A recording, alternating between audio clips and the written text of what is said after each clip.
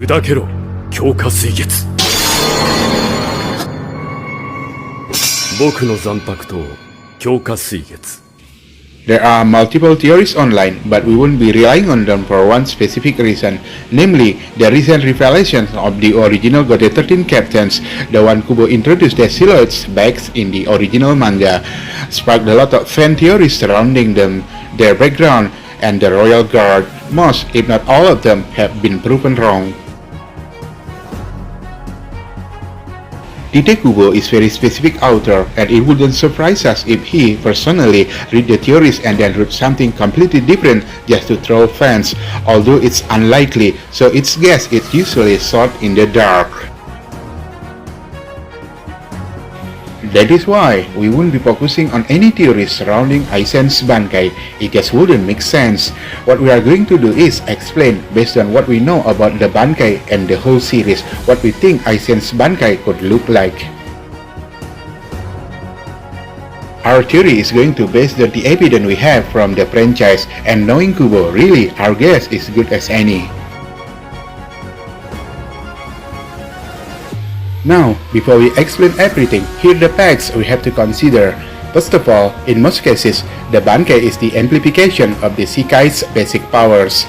There are numerous examples of that, such as Shinji Irako's Bankai, Byakuya Kuchiki's Bankai, Sajin Komamura's Bankai, Toshiro Isugaya's Bankai, Mayuri Kurotsuchi's Bankai, and others.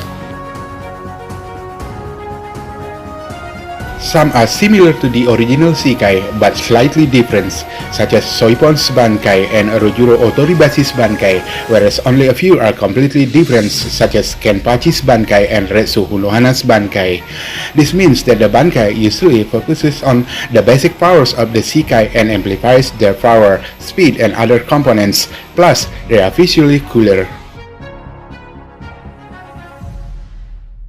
The second fact we have to consider is the nature of Aizen's Sekai, namely Aizen's Zanpakuto is an illusion-based Zanpakuto, and alongside his, only two other illusion-based Zanpakuto are known. They are Shinji Hirako's Sakanade and Rojuro Otoribashi's Kinshara. Kinshara is very specific Zanpakuto, whose illusions are different than the illusions created by Aizen's Zanpakuto, whereas Shinji's Sakanade is very similar to Aizen's in the sense that its illusion wholly confused the opponents. This is why Shinji was somewhat successful when fighting Aizen, as the illusions of his Sakanade managed to confuse the former captain, and why we are going to use Shinji's Bankai as a basis for our theory. The third and final fact we have is one thing we actually know about Aizen's Bankai, save for the fact that Aizen knows it.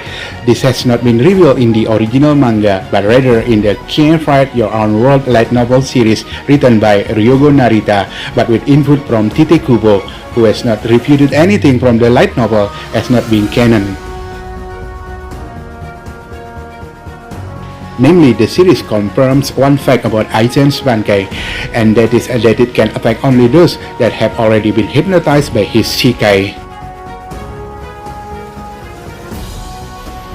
So now that we have all of these facts, we can use them to form a theory about Aizen's Bankai. We think that Aizen's Bankai would actually focus on reality bending. Kyoka Suigetsu created illusions, but it did not alter the complete reality of its opponents. Aizen mostly used it on himself, as he could manipulate what those affected saw.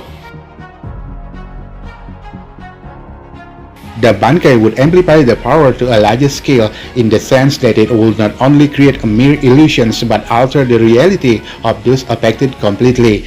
This would allow Aizen to manipulate his victim however he wanted, as he would have influence over their realities. Now, if we compare this to Shinji's Bankai, as Sakanade is similar to Aizen's blade, it does make sense. Shinji's Sakashima Yokoshima Hafo Fusagari elevates the Sekai's ability to confuse the opponent's sense of directions in a way that influences their moral code as well. In that aspect, Sakashima Yokoshima Hafo Fusagari makes friends become enemies, as it completely alters the sense of reality.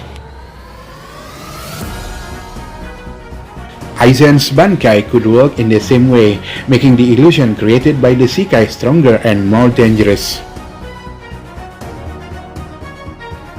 This theory would also make sense if Kubo avoided Aizen's Bankai because it would be too overpowered.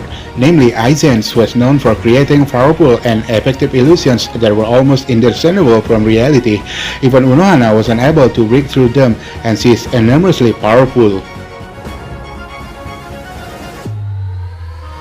Imagine such power amplified on everything around you, with Aizen manipulating what was going on. It could make even the strongest spiritual beings lose their mind and commit suicide, or it would allow Aizen to kill them without them even knowing.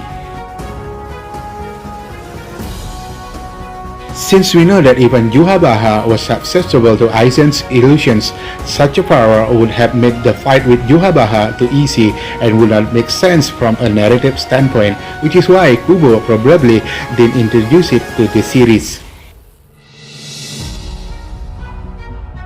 Sure, Aizen's Bankai wouldn't be completely overpowered, as it obviously has some limitations.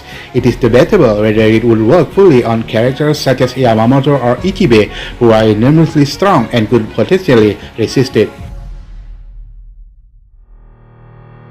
It is also known that its effectiveness is limited only to those who have already been exposed to its Shikai, which means that it cannot influence characters such as Ichigo or Kaname, with the latter being immune to it due to being blind. Knowing that Aizen's Shikai's effect can be annulled by touching the blade of the Shikai, there is a relatively easy way to counter Aizen's Bankai, but it's difficult to do so. There would probably be some other thing that could effectively counter Aizen's Bankai, but since we don't know what the Bankai is, we cannot specify it. And that would conclude our story on Aizen's Bankai. We tried our best to compose a theory based on what we know from the original works, and our theory is based on our knowledge of the Bankai, similar Bankai, and how the lore works. Whether it's true or close to the truth remains to be seen.